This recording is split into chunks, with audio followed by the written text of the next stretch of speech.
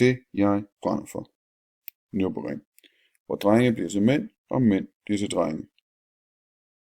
De første løb bliver kørt der i 1927, og vinderne er Rudolf Garagiola.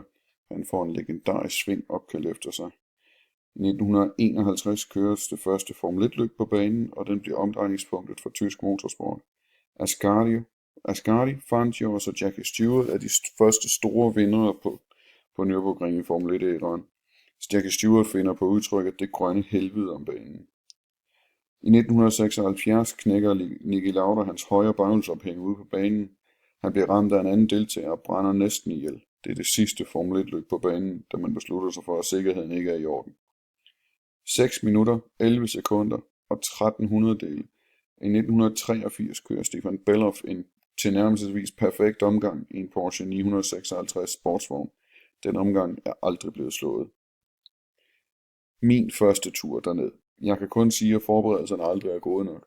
Jeg havde spillet videospil en time hver aften i en måned op til at se en masse videoer, men alligevel er det et kæmpe chok for sanserne første gang man kommer ud på banen. Det stiger og falder så meget, at man slet ikke forstår, hvad der sker.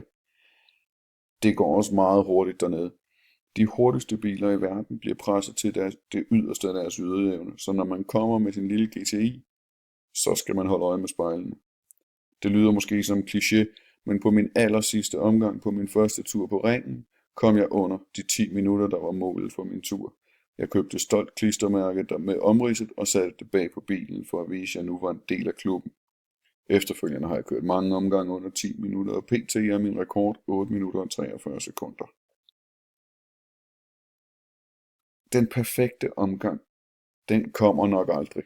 Måske var det Stefan Bellof, der fik den. Hvis man er rigtig heldig, så kan man få øjeblikke, der føles perfekte.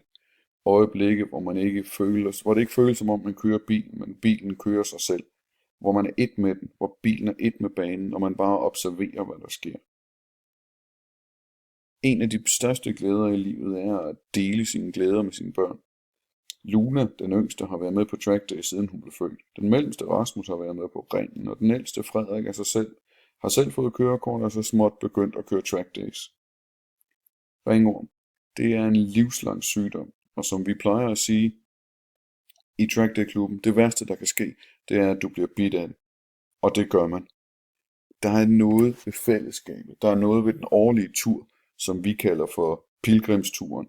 Det er helt specielt, og jeg slipper det ikke. En ting er sikkert og vist, jeg vil altid gerne have en omgang mere.